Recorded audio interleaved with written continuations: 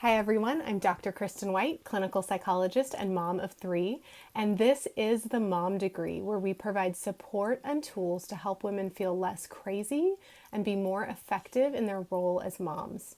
So, as you know, if you've been following along, we've just finished up a 10-episode series on self-care because we can't do anything well as moms unless we have some resources to draw on.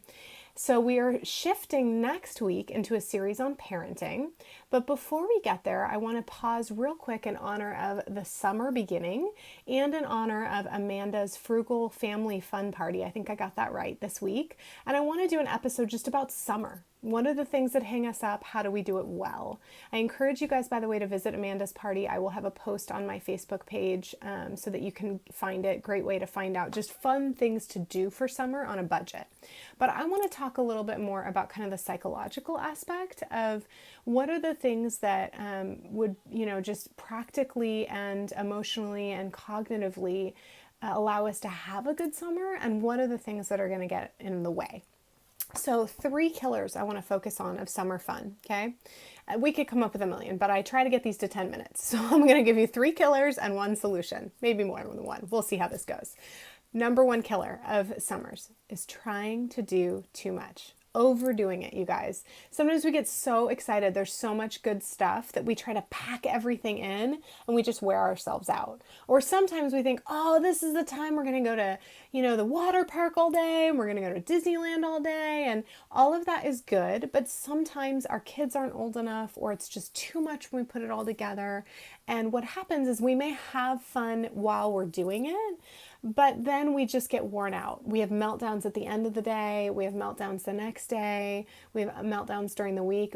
Our kids and ourselves, right? Sometimes we're the ones melting down because we're just tired and we've been hot and it's just too much. So first of all, when we're talking about summer fun, let's not overdo it. Let's just be moderate in our expectations for and our plans for both our kids and ourselves, okay? And if you're gonna have crazy, you're gonna have a big day, then plan a real quiet day the next day. And if you're gonna have a real big week, then just know you might have some meltdowns and plan for it. Plan for ways to distract, ways to be patient, because when we do a lot, we can just expect it's going to impact us. So let's plan for it and not let it be a killer of summer fun. Okay. Number 2 killer of summer fun is the opposite, really just kind of underdoing it. And what I mean by that is not just, it could be your kids get bored. And I don't know about you, when my kids get bored, they start lying more, they start hitting more, they start manipulating more. They're not as nice people. So there needs to be some sort of activities to give them an outlet and keep them busy. They don't have to be big though. They can be like painting with wet paintbrushes in the backyard. They don't have to be big things, but of course they need something. But I think the other thing I want to focus on in this underdoing it part is they need some routine still. We all need some routine. Sometimes that's one problem with summer is it's just too much open space and we can kind of get lost in that and our kids can get lost in that. So it's important as we enter the summer to plan a little bit of a schedule, and it doesn't have to be every minute is scheduled. Maybe Monday afternoon is fun at home time and it's whatever we feel like doing. We can play with water outside, we can read books, we can, we can watch a movie. So it doesn't have to be super, super structured. It doesn't mean that every minute is planned, but we have some sort of structure. There's certain days, maybe we go out and do the library's free program, or we go we go to someplace we have a season pass, or we go to the park before it gets too hot. Like, they don't have to be big things. They don't have to be, expensive things. I'm sure you can get ideas from Amanda on what to do. But I think the point is to put some sort of structure and routine in so you don't get lost in just the open space of summer. Open space is a gift. And it actually can be overwhelming if there's too much of it. And I don't know about you, but if I had like open space by myself, I'm sure I could like really fill it really easily. But with 3 kids, there needs to be a little structure to keep us all sane.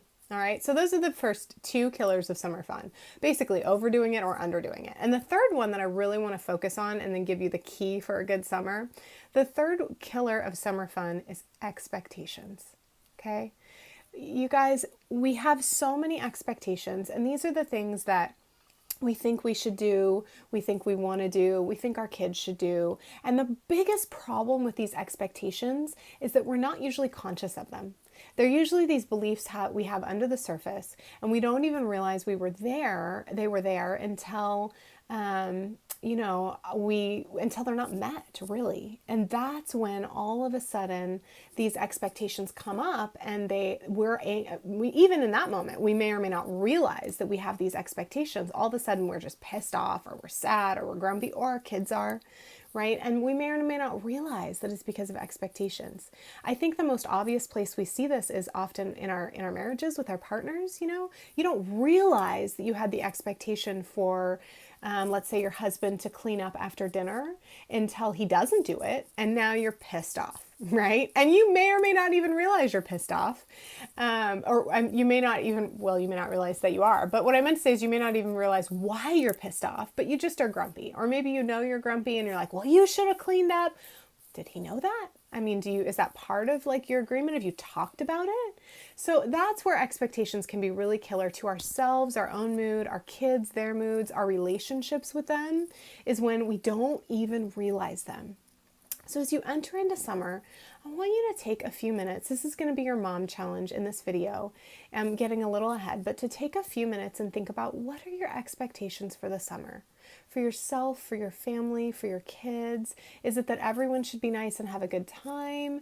Is it that you're going to have lots and lots of just downtime and time to relax? Is it that you're going to have a million fun, memorable outings? Is it that you're like outside in water? I mean, I don't know. Is it that everybody gets along, right? Just try to think about, when you think about a successful summer, what does that look like? Really, try to become conscious of these things. When you think about both what you think you should be doing, as well as what you think your kids should be doing, what is it that a successful summer would look like? And those are your expectations. And then you got to stop and say, okay, which ones of those are realistic and which ones do I need to let go or hold loosely, right? Because it's okay to have expectations. We just don't want them to run our lives and run our mood and run our brains. We want to have some freedom to be able to go with the flow and accept what is. So we need to be able to be aware of these expectations.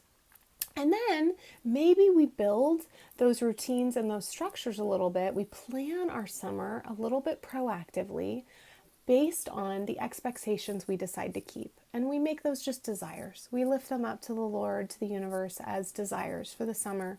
We hold them loosely, but we try to structure our summer, kind of plan ahead for success. And here's the number one key I want to give you in that planning, aside from just analyzing these expectations. As you're sorting through all the options, all the things vying for your attention, all the people saying, do this, do that, oh, this sounds like fun. I know, I'm thinking about my summer. I'm like, okay, we want to keep my daughter in summer school to keep her routine. I want to get my kids in swim lessons. Oh, I've always wanted to get them in gymnastics. I want to do play dates with people that I don't get to see as much during the year, right? So I've like got this million long list, and I'm like, I can't, into the library program. I mean, I could just go on and on. I can't do all of that. So how do I decide what to do and not to be overwhelmed and overdo it such that we're all melting down and we're all grumpy because there's not enough space to just enjoy and relax? We think about, here it is, what do you really value? What is it that you value for yourself, for your family? Do you value summer being a time where they get to experience things that they've never done? Do you value summer being a time where everybody can just relax and just have downtime together? Do you value, do you value keeping the structure and the routine? It's just too disruptive to you or to your kids when you don't have it. What is it that you value? And that needs to drive how you actually plan your summer. And I want you to pay attention first to what you value, but feel free, if they're old enough, ask your kids. What is it that they value? What are their expectations and desires for the summer? What are your partner's expectations and values for the summer? And then you sit down as you've thought about what are your expectations, what are your values, and you just kind of make a loose plan for your days, your weeks, your summer, based on these things. You let go of the things that are good but aren't the best, right? So I might have to let go of gymnastics because swim is a life-saving skill and I value that more. So gymnastics might have to come later. Right? I might have to let go. Maybe I can do play dates, but maybe they can only be once every 2 weeks or 3 weeks because I also value having some downtime and having some space, and I don't want to overschedule us. So think about what you value and make a plan for summer and then hold it loose. And when it doesn't happen, we will tackle that in self-care and parenting. All right. Thank you guys for your mom challenge. Post in your comments. What are your expectations? What are your values? Let's get a conversation going to help each other think through this stuff. All right, guys. Much love and many blessings. Until next time on the Mom Degree. Happy summer. Bye, guys.